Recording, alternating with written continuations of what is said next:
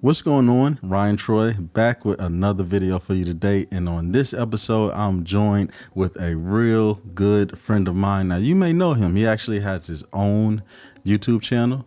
He's a Fuji shooter, one of the best Fuji shooters that I know. I'm going to let him introduce himself. How are we doing, Dee Rosa? What's up, man? Thanks for having me on here. Thank you. Now, me and Dee Rosa actually did a video on his channel. He was the host. He interviewed me, and now the tables are turning, and I get to interview him. How you doing tonight? I'm doing good, man. I'm doing real good. It's a late night for both of us, but I'm hoping it's gonna turn out great. Definitely. So before we start, I do want to give you a chance to, let my audience know a little bit about yourself and how you started. Like, how did you start photography, and when did you start photography? Yeah. So my name is Dee. I'm a photographer based out of South Texas right now. Mostly sports and documentary work. Didn't always start out like that. I actually started off in photography. My grandfather was someone who always had a camera on him. And whenever it came to our family, there's like a treasure chest, literally a giant treasure chest full of photos from generations on generation, things like that. So I just got into photography because I want to document just stuff with family. It then in turn became work for a couple businesses, which then in turn became me getting into more marketing, real estate. Portraits eventually led to engagements, which eventually led to weddings. And then whenever I moved to South Texas, I started gearing more towards sports because I had more of an opportunity. And whenever I lived in New Mexico, I was shooting mostly high school and junior college games, and let it take me where it's at right now. So currently I'm working on some stuff with minor league baseball, as well as with professional bull riding, PBR, and the ABBI, American Buck Bull Industries. And in between all that, as of right now, still do some portrait and stuff like that, but mostly just anytime I can use a camera, just trying to shoot. Just got into it because, man, I just like making art, whether music, photography, whatever it is. It's just nice to be a part of something. Nice. And are you full-time right now? Are you full-time photography? No, not anymore, man. So not full-time photography. I got a nice cush government job. Nice. And so pushing that. But quite a few hours are put in on the side with other work. Right now I'm just taking things as I can handle them, and trying to also balance this whole YouTube thing, since I have a agreement with Fujifilm for product testing and sending out reviews. Right. Now, would you say, because what was your reason for not, because you said you used to be full-time, right? Yeah. Then you got this great job. And so was it the pay of the job, or was it anything else? Like, what was the reason that made you decide to only do it on the side now?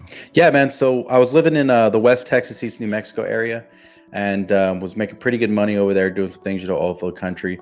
What actually made me decide was I worked for an actual company doing their marketing and then also their production manager. I did online content, create, live stream, video production, live production, prep for television production, things like that. I was pre-post. I was assigning people with assignments and things like that, as well as doing all graphic design and any kind of engineering and things like that when it comes to audio backend. So a lot of stuff went along with not just photography, but videography, the ins and outs of everything. And I was just one guy, and I got burnt out of it, man. And honestly, there was probably about, I think in 2019, I didn't pick up a camera at all. Had actually sold all my camera gear. Oh, wow. And was completely out of it.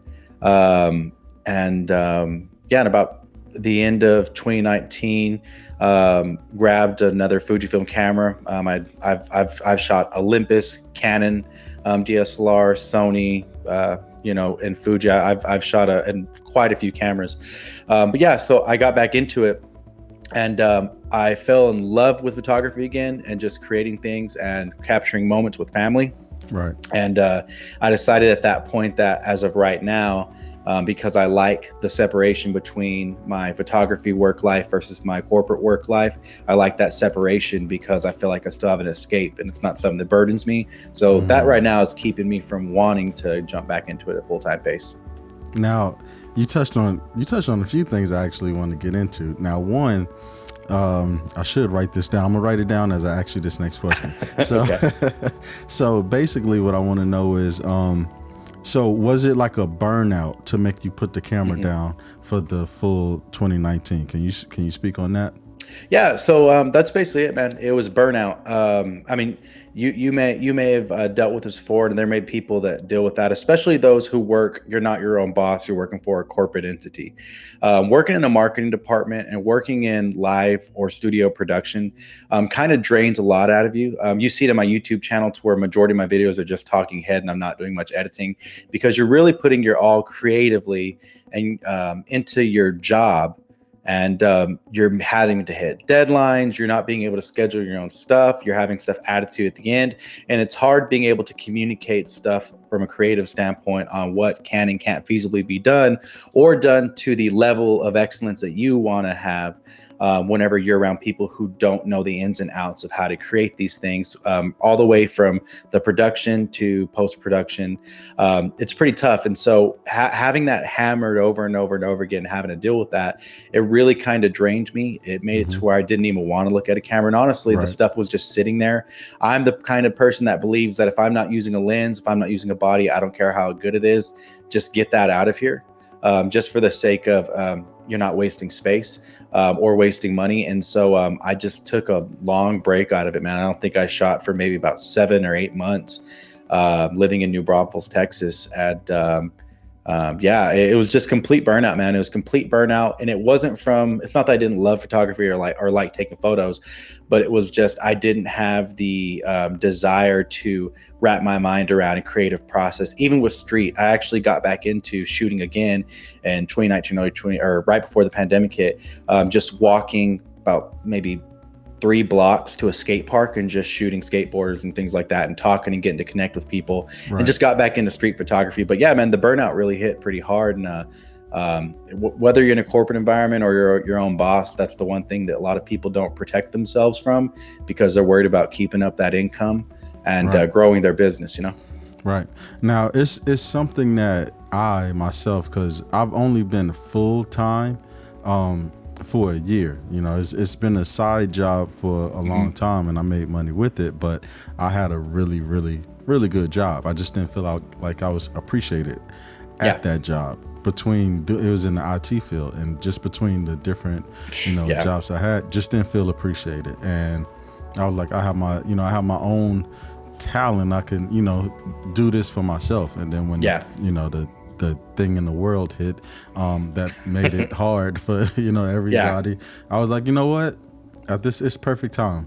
It is what it is. So one thing that always, even when it was my side job that made me put the camera down, is when you do so much photography that's client based, right? Like you pick your camera up probably because you loved photography, right? Yeah. You didn't pick your camera up like how some people go to school and they say, hey, when I grow up, I want to be a lawyer. I want to be a doc. Like that's a mind of what your occupation want to be. Yeah.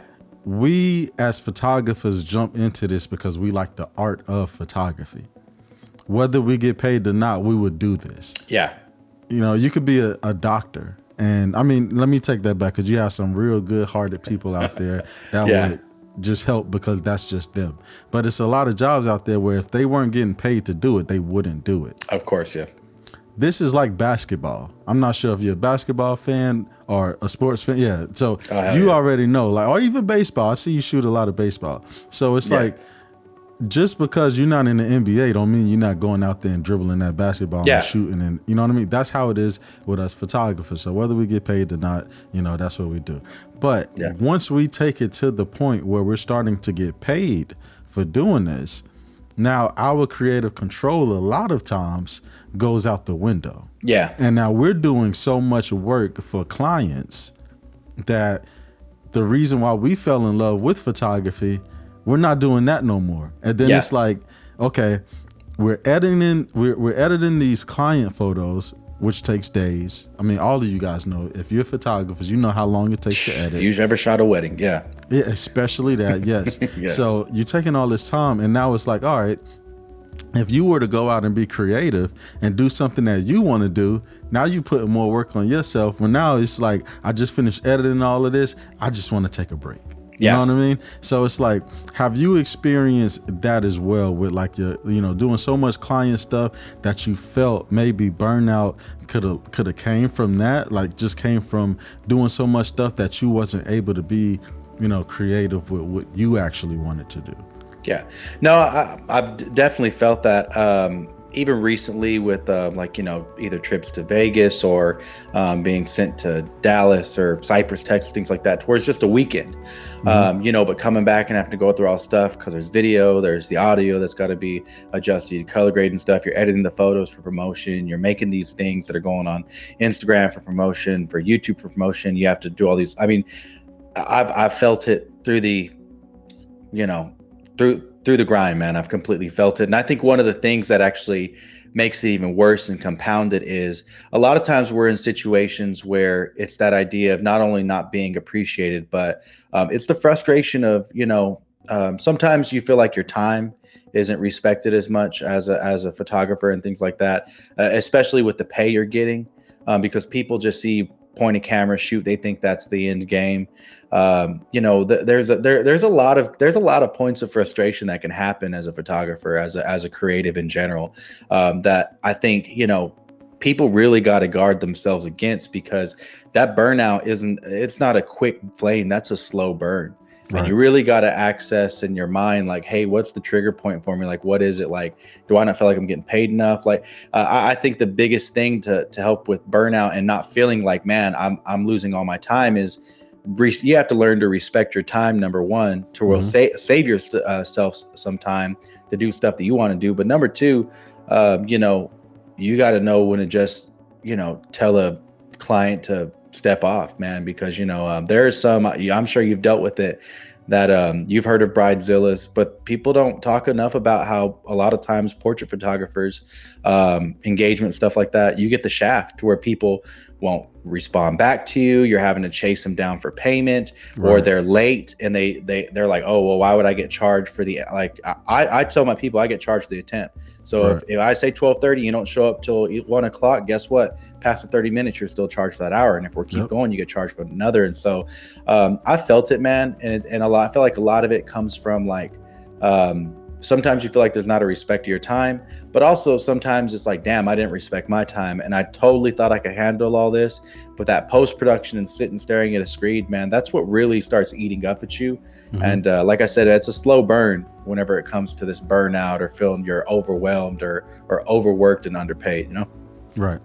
So I know that you said that you started doing a lot of sports photography now. Yeah. When you first started, did you start with sports or it was portraits? So I actually started with event photography. Okay. So corporate event photography, stuff like that.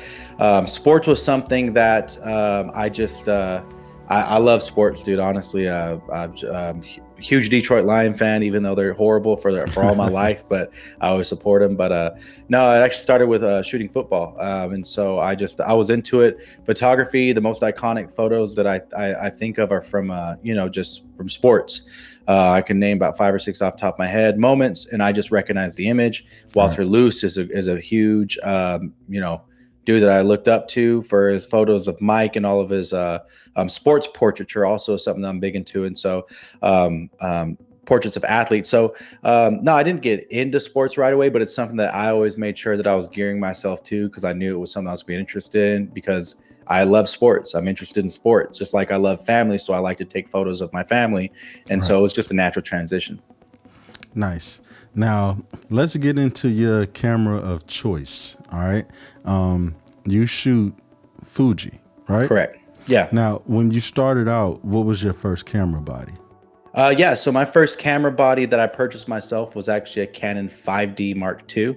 Okay. And I rocked that till the wheels fell off, man. It was pretty old by the point I got it, but I think I rocked that for maybe about 3 years, along with an Olympus OMD EM10 Micro Four Thirds. That was my first mirrorless camera. So I had one that I could walk around and shoot with family, and I had a big one that I could actually shoot sports, but also shoot my event work on. And so those were my first, because I got them around the same time, my first tandem cameras that I had together.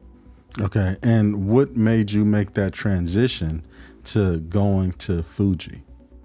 Well, it's because honestly, those are my first digital cameras. I started off on a Yashica film camera with a 28 millimeter lens. And so that's actually my first camera. When was this? That was probably whenever I was about 17 years old. I got it, my grandfather had one. And so he had some cameras. So I was about 17 years old. And so I actually started off on a film camera, but film was expensive, and it's expensive to develop. Yeah. Even back then, I mean, it was maybe only like $3 a roll, but still, I was 17 years old. What's I don't want to spend that money. Stock? Man, Portra 160 has always been my favorite film stock. I'm not a 400 guy. 35 millimeter Portra 160. Tried to get in a medium format, didn't like it too much, but but yeah. So I like Portra 400. A lot of people do, man. I don't know. I've never been a huge Portra guy, and Kodak Gold. I actually the way I grade my images is actually towards Kodak Gold. Yeah, it was cheap, man. It was cheap. You get your hands on it. Yeah, it's definitely cheap. Yeah. So, but no.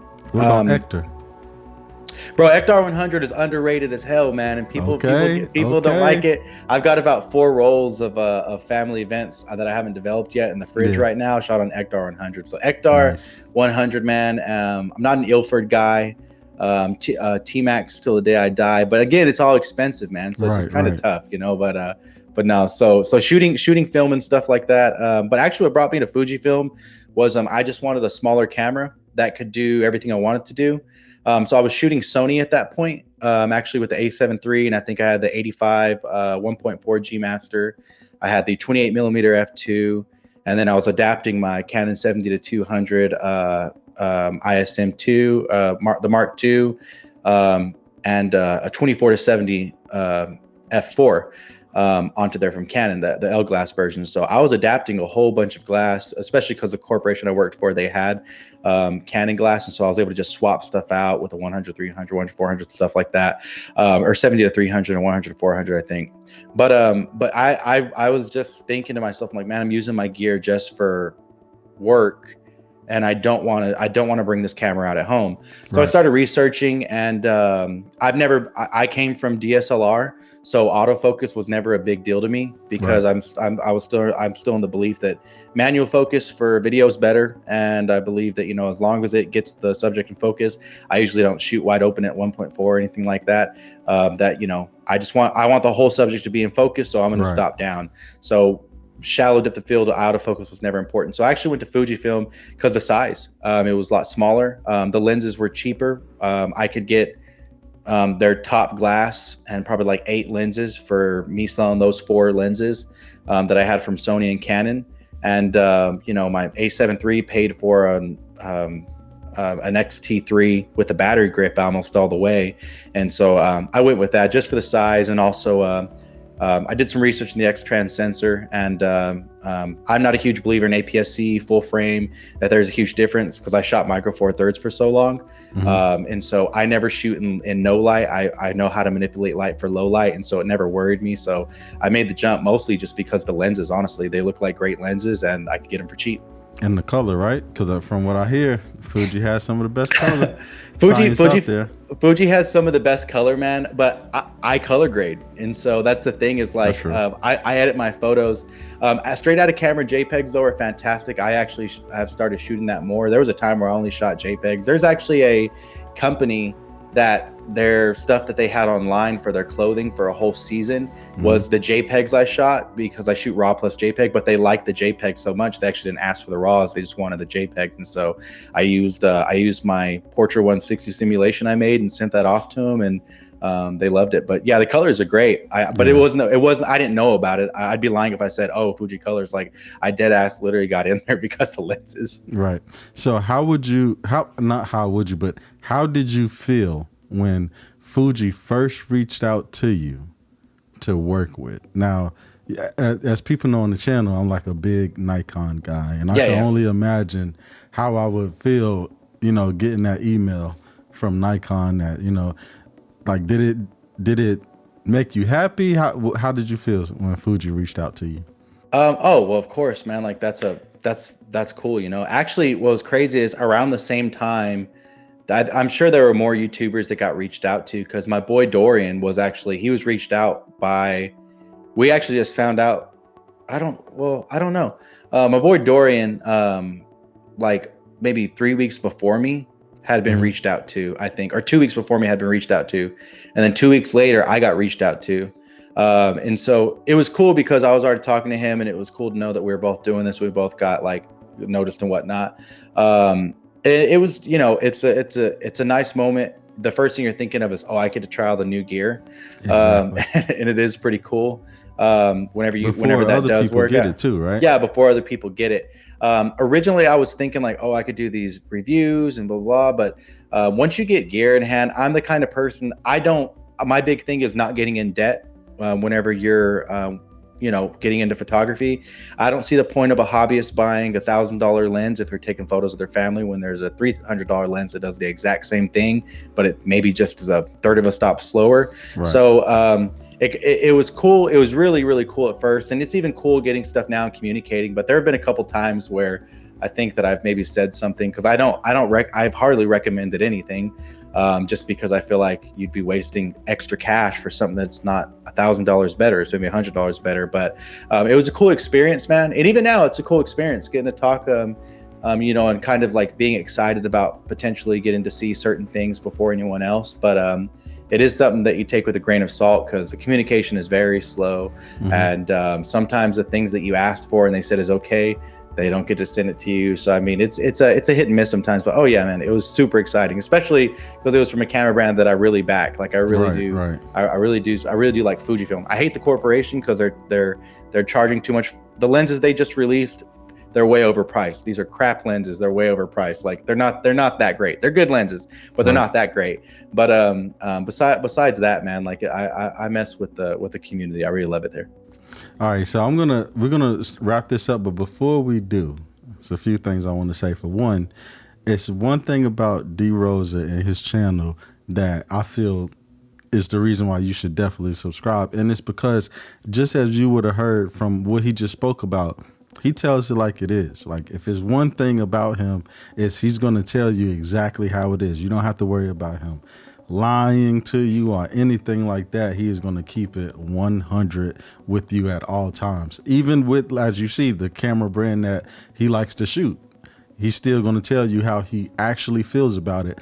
And creators like that are hard to come by nowadays, especially when you have people sending them gear and stuff like that. That could easily change, how they are as a channel. But he has strong integrity. And definitely give Appreciate him, that. Yeah, no problem, man. I mean, you deserve it for being you. So definitely check out his channel. And I want to end it with this right here. This is a question that I want to ask you. Okay. When it comes to photography, what do you think is the most important skill for a person to learn to be a good photographer? Hands down, lighting. You have to know lighting. If you're not decent at lighting and know how to manipulate light and control light, this whole thing about low light capability, BS all the way through. If you know how to use artificial light to light someone in a lowly lit environment, you get the point across that it's dark and the person and that your subject's well exposed. If you know how to manipulate light outdoors, whether it's flash, natural light, bounce cards, etc., you would do better off learning the basic principles of lighting, exposure, flash, and basically reflection.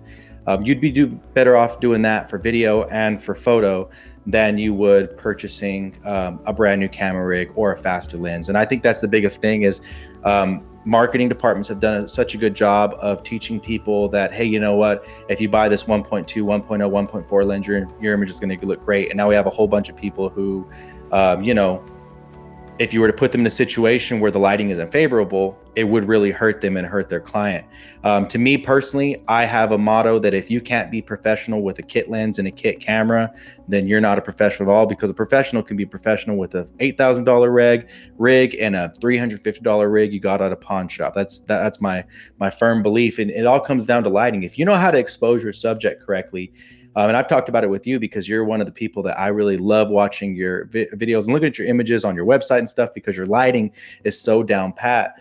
I think that a lot of people miss that because they think, okay, I'm going to get this Godox flash and everything will be good, or I'm going to get this parabolic diffuser and everything will be good, or I'm going to be a natural light photographer, which is just photography, and I'm going to be, I'm going to be good.